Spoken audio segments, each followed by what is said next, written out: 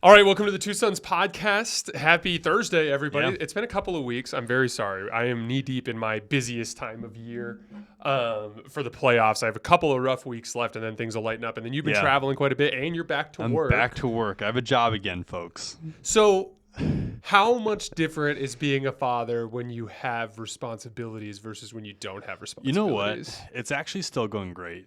Like, I'm not going to lie, but I think the actual test is when Elena goes back to work. So, like, right now, she's picking up all the slack. You know, like, I continue to be an absent father at some capacity. And so now that I'm back at work, you know, Elena's still home hanging out with little G.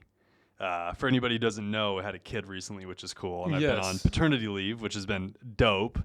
But yeah, so back at work, but it's been good. But man, we are hitting the ground running, I will tell you. Like one of my first shifts back, like within one shift, someone had literally broken their hip and came into an urgent care. If you break your hip, don't go to the urgent care.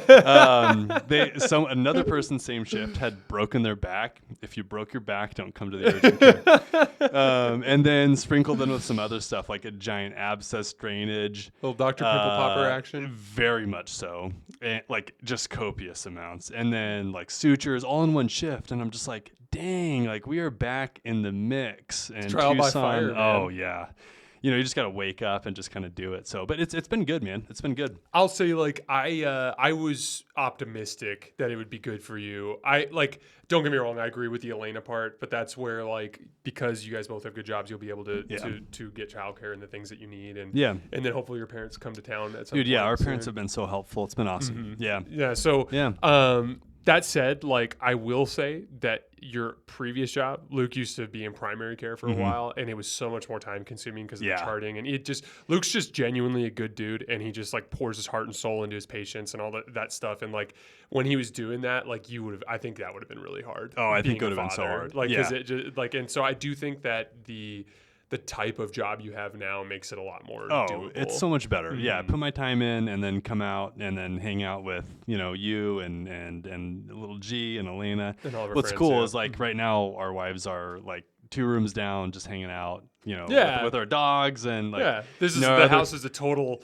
Yeah, there's 4 women in the other room talking. Yes. There's 4 dogs running around. 4 dogs running around. 2 babies and a toddler. Yes. So, like, a full house tonight, you know, and that's just, like, how we run. Like, that's how, like Jason and I, this is not some front. Like, Jason and I truly are, like, best friends. And what's cool is we've got other really, really close friends that, you know, that we love very much. And actually some of you guys will meet them because we're thinking about starting up another pod. Yeah, we're going to do a football podcast, cool. I think, because we've both been big football fans for a while. But the reason why there's 4 women in the house and 2 men is our buddies Sean and Marcus are both paramedics. And they are out saving lives and the such now. Yes, they're so cheers to Marcus and Sean. Yes. And you guys will eventually meet them. Thanks, boys. But today we're covering 3 things really quick. We're just going to do maybe 15 minutes, and then we're going to have another episode in just a few days, probably early next week, because we're going to cover Guardians of the Galaxy. I've already saw it. I already see it. I thought it was amazing. Luke is going to see it tomorrow night with his wife. So we're going to talk a little bit about Visions. We're going to talk a little bit about Convergence, the latest High Republic book. They actually have another one that just came out that we're going to be reading soon that we'll get into. But this is the first book of the second phase.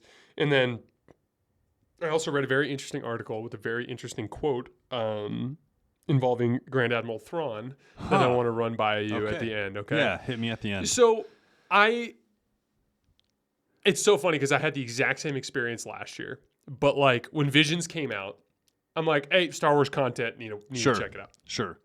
Every single episode at the beginning, especially the ones that didn't directly involve things that I'm just like, that are like low hanging fruit for me, like, Sith, Sith, like that kind of thing. Yeah. Like, literally, like the first episode of season 2 is called Sith. Yeah, right? exactly. Yeah. So, like, the low hanging fruit ones I get on board with right away. There was another one, I don't think you've, because you haven't seen all of them yet, but I saw another one where there's like 2 giant statues. And I watched it. You did see that one? Yeah, so that one's awesome, right? So, like, those like low-hanging fruit ones I really enjoyed. Spoiler alert. Yeah. We always are going to talk about what happened. Yeah. But loosely. For the other ones, like, I always have the exact same experience. Like, I turn it on, and just like any other new thing, it's kind of like when we were reading Convergence. It's like it's hard to get invested at the beginning because you don't know any of the characters, right? Yeah. But, like, every time one of those stupid little 15, 20-minute cartoons finishes, I'm like, that was awesome. I know. It's such great content. I know, it really is. And I don't actually know the stats on this, but is this considered Legends or is this considered canon? Legends. It's Legends. Yeah. That's what I thought. But yeah, like what you were saying, there's a hard shift change that occurs between each and every episode. Namely, and if you guys don't know much about Visions, like it's short stories that are like loosely based on like the Star Wars universe, essentially is how I would describe it. But all of these animation studios are different. So because of that, they are all completely different. But what's so cool completely about different technology styles and everything. Yeah. And what's so cool about it though is they tell so much of a story within just minutes, and it just gets you hooked. So like initially, like what you're talking about, you're just like, ooh, like I don't know if I like this animation style, or this is a little bit childish.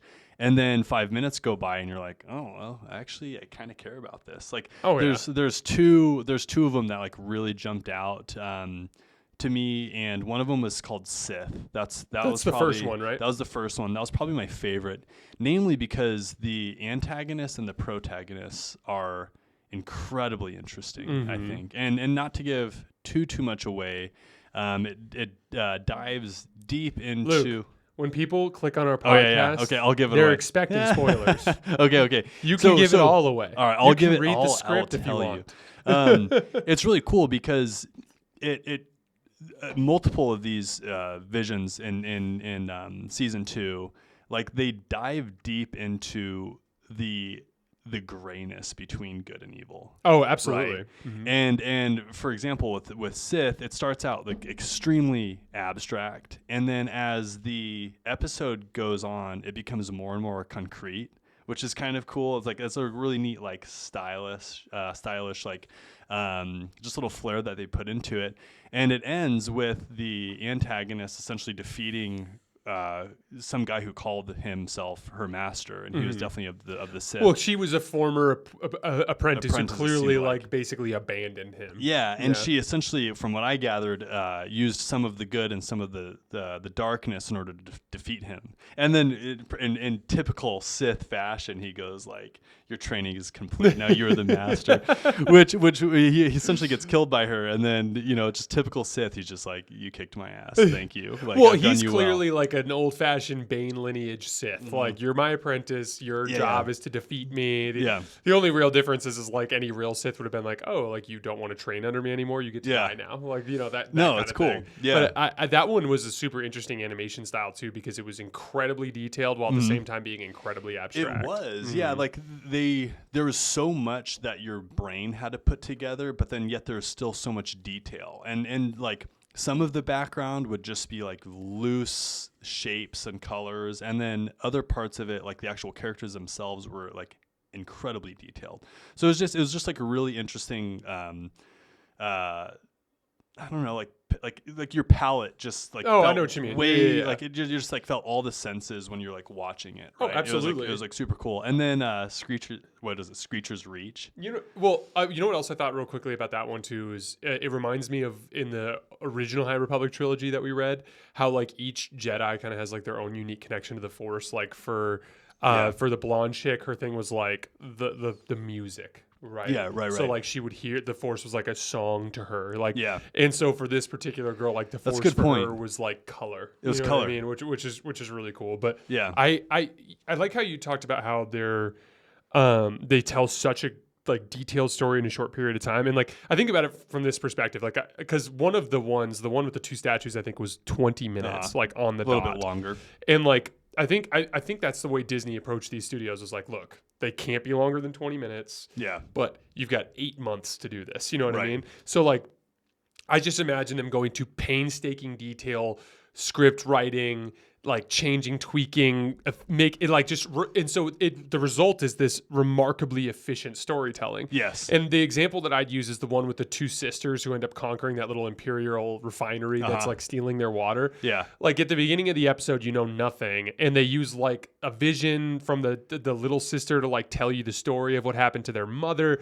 and there's like this extensive like it by the time the episode's over, you feel like you've watched a movie in 20 minutes, and they really are remarkable little pieces of Star Wars content. And again, like I would just recommend give it like it's not something you need to have appointment viewing for. No. You're not missing out anything canon wise, but if you've got some time and you're a Star Wars fan, like I highly recommend checking out Visions. I enjoyed it. It's like a perfect show to turn on at the end of the day when you just want to turn off your brain a little bit, you know?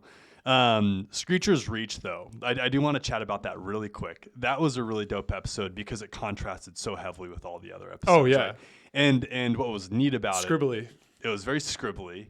But it was dark. Yeah, super dark. It was really dark. And essentially the plot goes something like this. Like, well, first of all, overarching theme, it shows how people become Sith. Like it shows the intriguing or like the attractive aspect of the dark side. Like the cave is calling to her kind of thing. Yeah. Well, but also it's the child labor seems to have a play role in it. Something about that child labor really pushes people to the dark side. So this little girl is like a child laborer, right? And then she finally just throws her hands up and walks like, out screw of this. I'm facility. leaving. Yeah. And then she's like, we're gonna go see Screecher's Reach or whatever it's called. So then she takes her friends and she's like a cute girl, right? Like she's just like young and like she's just full of life, right? And then by the end of the episode, she turns her back on all of her friends and kills some woman in a cave. Yeah. Right? So like it goes down and just very like fast. Peace to her friends and leaves. Pretty Yeah, much. absolutely. And like essentially what happens is that she's in this cave and there's this dark side user with a red lightsaber. And her friends get attacked by her. And then she uses the Force to essentially like crush this dark side user with a stone. Yes, and then this dark side user, the reason why it's called Screecher's Reach is because she's literally screeching the entire whole episode. time. Yeah. I get chills even talking. Oh well, about it had horror movie vibes. Oh for sure. Yeah. And then I thought the little girl was gonna go like help out the lady who's crushed, and she literally executed her. Yeah, and then got to keep her lightsaber as a trophy. Exactly, and then out of nowhere, the Sith Master shows up, and she's creepy. Wait, you think that was the Sith Master? Yeah, because she says, "You're like something about like the test has been completed. You're now my apprentice." Okay, but we don't think she was a light side user because she was using all these like positive. Oh no! It was definitely weird. The lady who shows up in a ship, I think, is definitely dark side. You think so? Oh yeah. Well, she instilled vengeance, and by like she had a little girl kill someone in a cave. Here, you get to keep the lightsaber now for cutting that person down. Yes, exactly. And then she's like, she made him like leave her friends and stuff. So long story short, they're worth watching. And if you don't like one of the episodes, the next episode you probably will. Yeah. Like if it's not your jam, just finish it out. It's 15 minutes. Watch the next. I enjoyed every one of them at least a little bit. One last note on Screecher's Reach, and then we'll move on. Do you remember in the second Bane book when they give when they murder Caleb, cut him into a million pieces, and Xana and Bane are hiding in the floor, and they put I can't remember his name, but the Xana's brother or cousin who is missing, has a stump for an arm. Oh yeah, and they basically she uses Sith sorcery on him. And he like runs out of the cave and attacks the Jedi. Yes. And the Jedi cut him dead, and they're like, oh, well, another Sith who's become so twisted by the dark side that he's become, this raving lunatic. And like that's literally what I thought about when I saw that chick in Screecher's Reach, because like it was like she was clearly a dark side Force user, but she was clearly insane. Yeah, like she was. And the first thing I thought was like, this is like what I imagine a lot of the like what the Jedi in that Darth Bane book were thinking, like is like, oh, this is what happens when someone turns to the dark side, they become a raving lunatic, like that, or like that kind of thing. Yeah, no, that's a good pickup. That's a distant like correlation. Like that's pretty impressive. I would not have thought about that, but that scene reading the Bane book was hard because like she essentially just destroys her cousin's life, who she was close with, just for the cause. Kills her, like saved her cousin, saved her cousin's life when she was 10 years old, basically by frying his hand instead of letting Bane kill him. Yeah, because Bane had lit his lightsaber and was about to cut him dead, and then she reaches out with the dark side of the Force and melts his hand off, and has a stump, and that's why he has a stump for the rest of his life.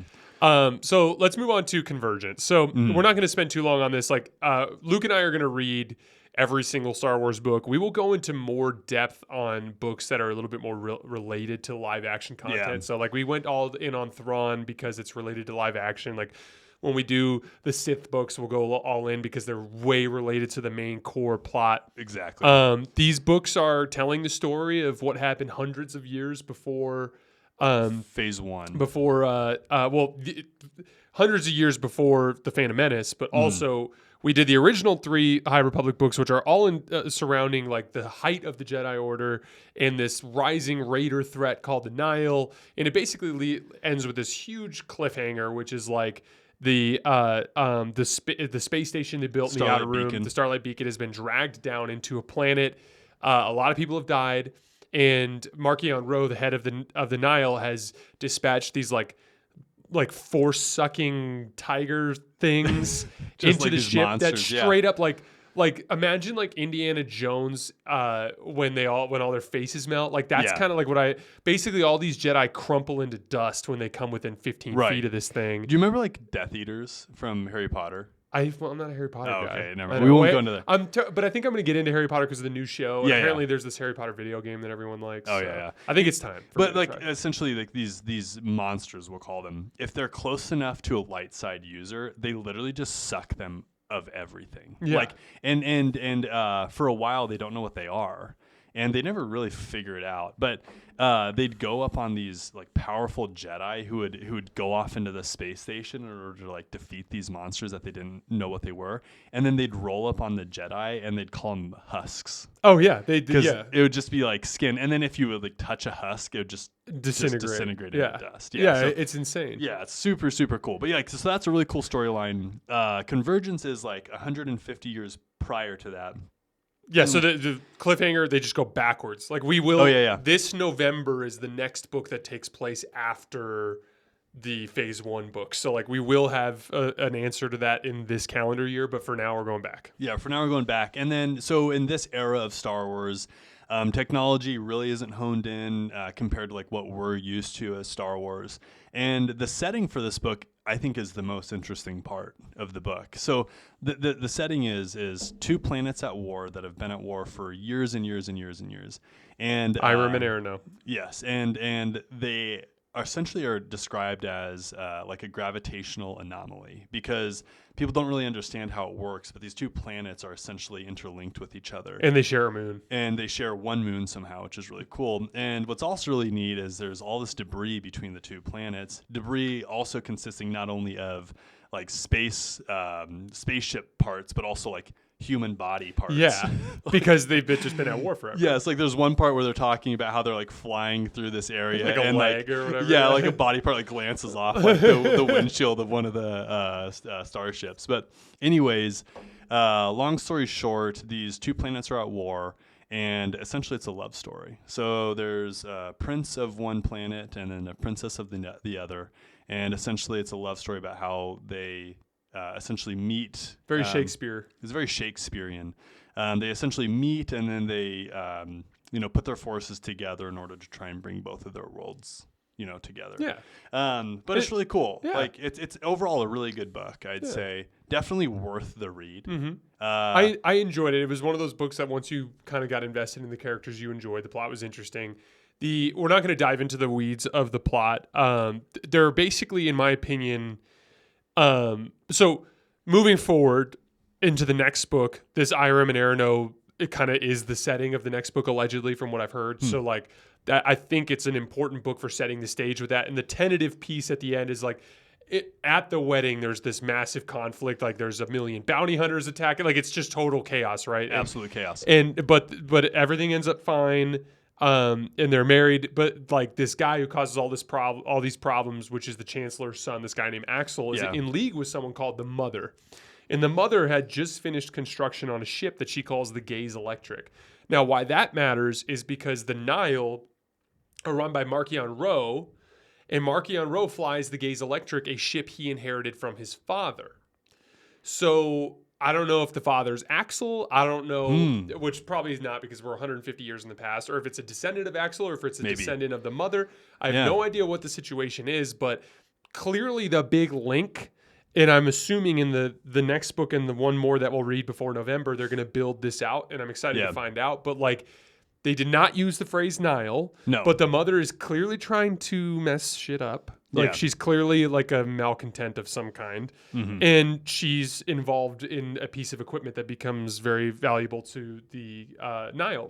So that's basically the big bridge piece. You're right. And then there's also like themes that are thrown in there. Like the Nile are very chaotic. And the mother essentially instills chaos in people who follow her. For example, Axel Greylark is the Chancellor's son. Doesn't she call him my chaos? My chaos. And actually, that's super interesting. I never even thought of that. Yeah, because that was a Nile like word. It's a Nile word. It's like a Nile trait, right? So it's like she's like almost like the founding father or founding mother, we'll call her, of the Nile. It seems like. So it'll be interesting to see how that progressed over time, and I'm sure they'll tell us. But yeah, overall, like a fun read. It's not like life changing. I wouldn't say like it's not even. I didn't enjoy it as much as the Thrawn books. No, exactly. That's what I was about to say. Is like it's not even in the same league as like Bane, Plagueis, Thrawn. Like those are the heavy hitters. And I'd recommend those to like casual Star Wars fans. Like I would say a casual Star Wars fan would enjoy any of those books. Like you need to be like a real Star Wars fan to enjoy the High Republic books, no question. Right. Yeah, no questions asked. I completely agree with you. But overall, cool book. It would be really neat to see that book turned into a movie, I think. Oh yeah, I agree. I think that would be an opportunity for just like visually stunning landscapes. Well, I thought of the I don't know. Did you see the trailer for Dune 2 yet? Yeah. So have you seen the first one yet? Yeah. We might have to. I need to rewatch the first one, and maybe we can do a pod surrounding that because we'll probably do one for Dune 2. Dune 2, yeah. But like that's kind of the vibe it's not that I coming picked out until up. like November, I think, and they're already doing July. trailer. Oh, really? I think it's in July or We'll have August. to It's look like at it. maybe I'm wrong. I remember when I saw their trailer release and they said the date. I was like, "Why are you all like advertising this so early?" It might be November, but Dune, from what I understand, is like the producers behind that, the powers that be, are expecting that to be like a Star Wars level hit, which I think is ambitious. That'd be. And that's a whole other pod because I could rant. Like, there's a unique reason why Star Wars has worked, right? And it's because we'll do that another rules. day. Yeah, we'll have to do that another day. Yeah. But like the so with it could be as visually stunning as Dune, I think. Because what I'm thinking is Dune is the desert Iram kind of vibe, right? And then, because that's the other like really cool dichotomy of this entire book is like it's the seafaring people that can all hold their breath underwater for like 5 minutes, and their planet is green and beautiful, and then it's there's like very like oceanic, right? Yes. There's oceans everywhere, and they rely on the oceans, right? Yes, and then there's like the straight up like arid desert dune wasteland kind of vibe, and it's so desert-scape that the book opens with an ice shipment, which is how this planet gets their water. Mm-hmm. Like that's how dry this planet is, right? But both of them are just completely jacked up because of just centuries of war, essentially, right? So like they're both just not thriving at all. They both just kind of completely just strangled the other one, essentially. It's like a flame trying to exist without any oxygen. Like they've taken the oxygen away from each other. It's clearly the theme of the book. And the High Republic trilogies, or both trilogies, they definitely are a little bit of like this very like higher thinking, like the Republic is here to make everything better for everyone type of vibe. Because the Republic basically rolls in heavy to this entire conflict because they're thinking there's a hyperlane that runs through here and all of this conflict is making like it's not good for it. Exactly. So there's definitely like the Republic is very pretentious at this phase. There's no doubt. Yeah, and yeah, exactly. Very pretentious. And what's interesting is the parts that make up the High Republic, and even in the forces of the Jedi, are all extremely human.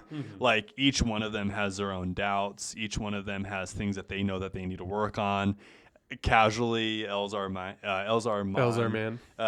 gets, dabbles with the dark side a little bit, which is kind of cool. Dabble with the dark side big time at the end, remember? Yeah. I'm excited to see what happens there. It's cool to see that contrast too, where it's just like, we are perfect. We're creating this perfect society. We're ruling the galaxy, but in a good way. And then it just shows all like the lower level people who like hate that ruling, right? Mm-hmm. And again, it's just like pick your poison. Like, do you want to be ruled by the Empire or Empire-esque, or do you want to be ruled by the Republic or Republic-esque? And there's actually huge downsides to both. Like, there really are. So it's kind of cool just to think about that. It's like very thought provoking if you're a true Star Wars fan. Mm-hmm. No, I totally agree. So highly recommend you guys, big Star Wars fans, read the Convergence book. If for no reason other than by the third phase 1 book, I was thoroughly invested. Yeah. And I'm legitimately excited to see what happens with the Jedi and the Nile. So like, I do think that these 6 books are must read for any real Star Wars fan. Yeah. And I think it's all trending in a big direction because we're going to dive further into the High Republic next year with the Acolyte TV show, which I'm very, very excited about. So I would like to... Really quick. If you were expecting a huge breakdown on Cal Kestis and what's the book called that we're kind of started? I don't remember what it's called. I forget what it's called. It's the Jedi Survivor prequel book. Yeah, we're just not getting into it. It's kind of a tough read. It's a tough audio book too. It's a tough audio book. I'm gonna finish it out. I don't know if Jay is. I'm probably not even gonna read it. I'm just gonna tell Jay about it. So don't expect a big breakdown. When we're covering the game, if there's an intriguing piece of information from the book, let us know. I'll let you know. Yes. They make Cal look like an idiot in the book, and it drives me crazy. Which sucks because I'm bummed about that. Yeah. Because Cal's like legitimately a really cool character. He is. Yeah. So like the way that they portrayed Cal is just kind of But so anyways. before we get out of here, I don't remember what exactly I was reading or why I was searching or what the deal was, but in a conversation surrounding The Mandalorian, there was a mention by Timothy Zahn, right? The guy who conceived Thrawn. Yes. I've got that name right. And in it, he mentioned that he saw Captain Pelion as the Watson to Sherlock Holmes. Huh. Interesting. So, because you've been dropping Sherlock Holmes parallels. Well, there's no question that that's what he's doing. Yeah. Like the powers that be at Star Wars are like, this is our like low hanging fruit Sherlock Holmes guy, but he's a legitimately very interesting Star Wars character. But this is what so I'm trying to justify it. I'm trying to prepare myself. Okay. So for starters, Captain Pelion says in the Secret Council, Shadow Council, he goes, Grand Admiral Thrawn is coming soon, blah, blah, blah. Mm-hmm. Obviously, Moff Gideon is like, screw that, I'm going to be your leader. But then Moff Gideon burns up in flames and or escapes wearing his Beskar armor. Yeah. Who knows? So from that standpoint, I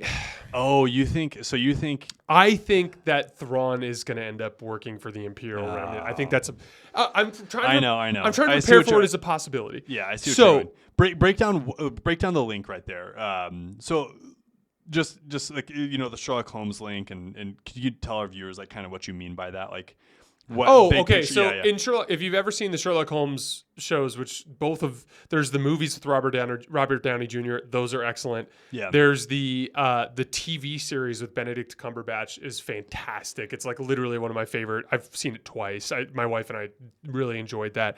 But like there's Sherlock Holmes, who's like the psychopath, like crazy smart dude, and then there's John Watson, who's like the totally normal guy, but like that kind of is very important to Sherlock because he kind of understands Sherlock. Yeah, and there's a it's kind of like Admiral Arlani in the Chiss Ascendancy, who's like the kind of this intermediary who's like, hey, Thrawn's doing this, but just so you know, it's because of this, this, and this. Right. And like, trust me, he knows Just- what he's doing. yeah, Like, trust just let Thrawn. it go. Yeah. Trust Thrawn. Like, So here's the thing. So it's a completely realistic chance that Captain Pelion, if he's the John Watson to Sherlock to Grand Admiral Thrawn, that it's possible that he's going to be working for the Imperial Remnant. which is the key there, which is what we don't want because we don't want Thrawn to really be associated with the Imperial Remnant. Yes, Like, that's what we're worried important. Yeah. So basically, after the Thrawn 6 books, you find out that Thrawn really has no loyalty to the Empire other than his pledge to Palpatine, who he perceives as dead at this point. Mm-hmm. So, and then in the sequel prequel trilogy, the ones that they made after the first ones that go backwards into the Chiss Ascendancy,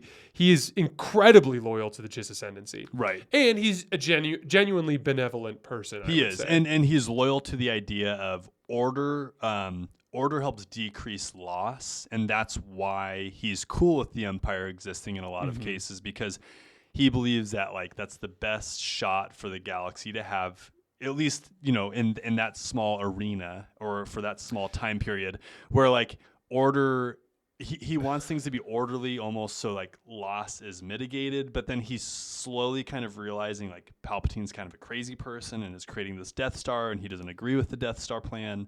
You know, so it's very complicated, but long story short, Thrawn's a good dude. But I do think there's a difference between believing in order, because like, for instance, his disagreement with the Chiss Ascendancy centers around preemptive strikes. Right.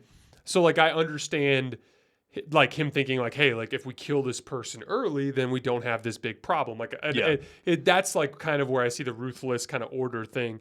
But he was not ambitious. No. He did not want to rule anything. No. He wanted to be a servant of the Chiss Ascendancy. So even if he agreed with the Empire's ultimate plan, once he accomplished his goal within the Empire, he would have left and gone to help the Chiss Ascendancy. Which takes me to the one thing that I will accept as an explanation for Thrawn working for You're the going to Imperial make this Remnant. okay for me? Okay. Do it. Do it. What does the Republic do? They demilitarize eventually. And they essentially dabble, right? They become weak. And he sees the weakness already in what is happening with the Shadow Council. Like how wasteful was the Republic. Absolutely. You and know? then they at the time of the Mandalorian, they have like outposts with like fighters and all these ships. At the time of the First Order, there is no Republic military. Yeah. And it's not the first time the Republic is demilitarized, as we know from the Ruusan Reformation. So, like, literally, Thrawn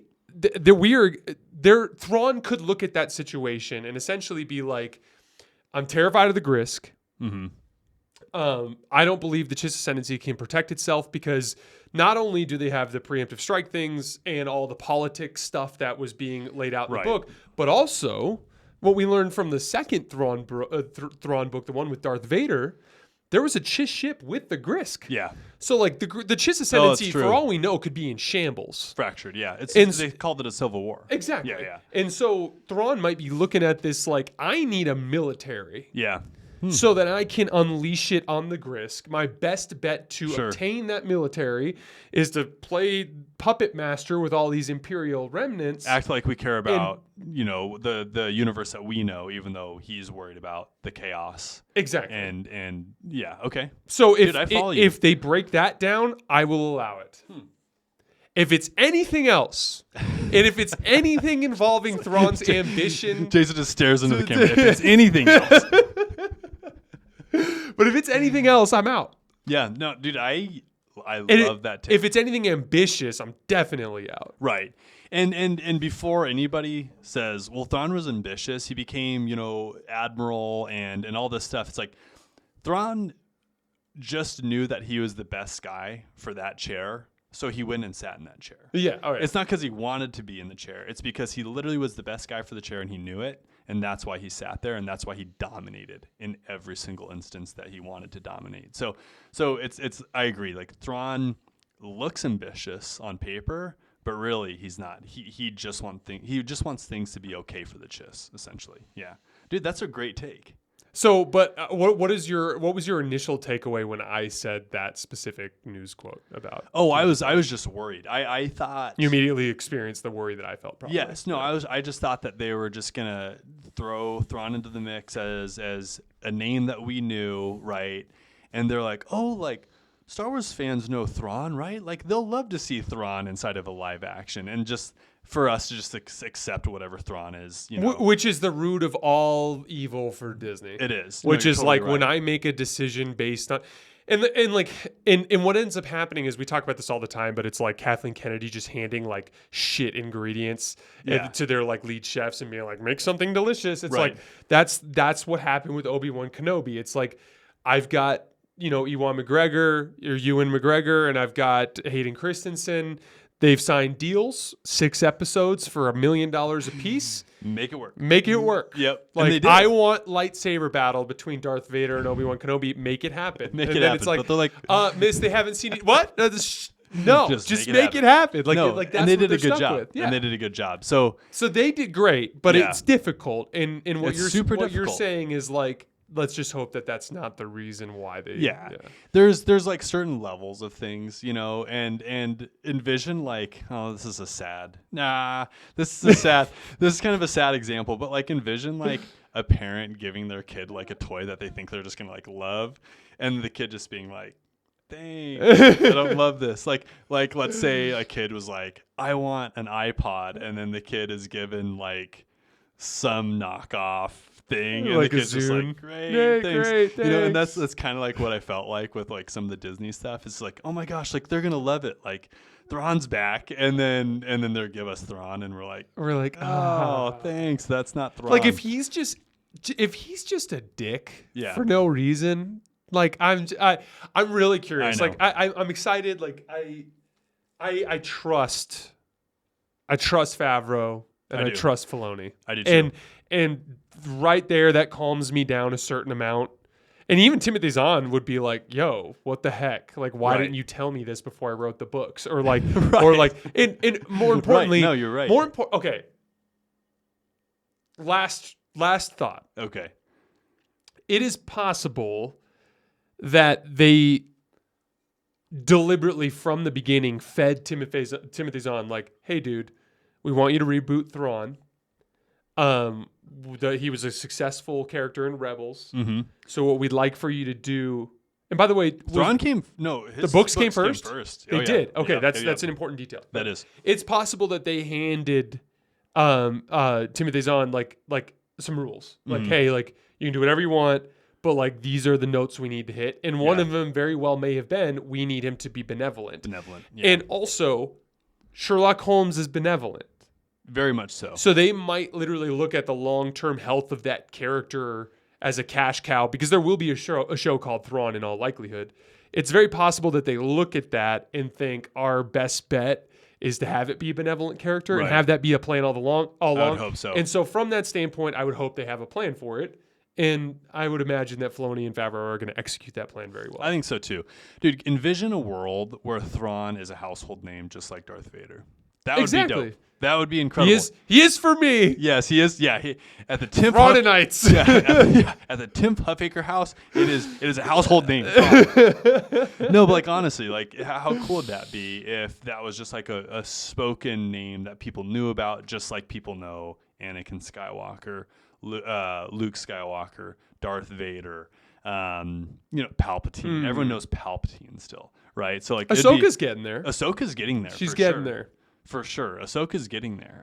Din Djarin basically already is there. Din Djarin is definitely turning into a household name. But everyone calls him the Mandalorian. The Mandalorian, right? Mando. Yeah, and I'm even guilty of that. You realize there's a player on the Lakers called Jared Vanderbilt, and Lakers fans call him the Vandalorian. The Vandalorian. That's tight. And he goes by Vando instead of Vandy. See, it's just bleeding into our society, which is exactly. Cool. Love to see it. Yeah, Star Wars needs to be bigger and bigger and bigger. Hell right? yeah. Like we love it. But like Disney just has to cool their jets with some of their excitement. Yes, I agree. And I think they just need to be very strategic and listen to the people who really know. Like Disney needs to go and talk to the nobody in the corner of like the writing room, because that's probably the nerd that knows everything about Star Wars, right? Like go talk to that guy and ask if what you're doing is okay. Yeah, and you need to be like, well, they need to have a filter. Yeah, they need to have a filter. Yeah, they need to have a filter. I'll say though, like it's about prioritizing the quality of the story. Right. I mean, we're going to do a show on Guardians of the Galaxy early next week. I very much enjoyed the movie, and it's an origin story for Rocket, the raccoon. Oh yeah. And like he's the focus of the story. Fantastic movie. Nice. So like, and that's an ancillary character from an ancillary movie of a superhero show that prioritized, guys like Iron Man and Captain America. Like it's the sub character to the sub character. You know what I mean? Yeah. And because it was a great story, it was a fantastic movie and likable, and the humor is derived from the cast and all that kind of thing. So like you can recreate that concept and make a fantastic movie without needing to manufacture scale that doesn't make any sense. And that's what Mando has been. It's just a great story. Yeah, make us like some people. Sure. Exactly. And then we'll get invested. Absolutely. 100%. All right, guys, that is all we have for tonight. We will be back in 4 or 5 days or so to break down Guardians of the Galaxy. Thanks a lot.